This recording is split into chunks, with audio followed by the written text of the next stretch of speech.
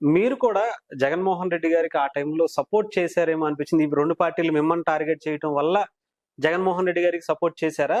లేదంటే నిజంగానే సపోర్టు ఇవ్వటం జరిగిందనుకోవచ్చా? లేదండి. 2019లో వైఎస్ఆర్‌సీపీ బంపర్ మెజారిటీతో గెలిసింది. హ్మ్.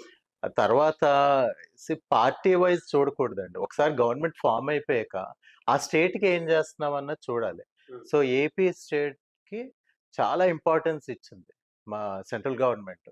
గవర్నమెంట్ సపోర్ట్ అయితే డెఫినిట్‌గా ఉండాలి. అవసరం కూడా ఇచ్చారు గూడా.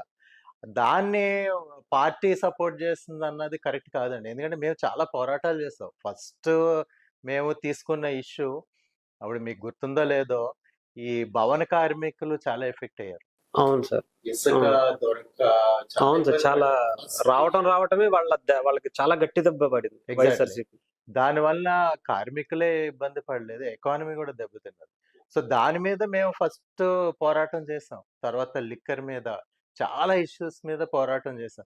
అదే విధంగా మనకి ఈ సర్పంచులకి పంచాయతీలకి చెందాల్సిన నిధులు దారి మళ్లించడం ఇయన్నీ మేము ఆ ఇష్యూని పెద్ద ఎత్తున తీసుకోవడం జరిగింది. మిగిలిన పార్టీల కన్నా పెద్ద ఎత్తున మేము తీసుకున్నాం.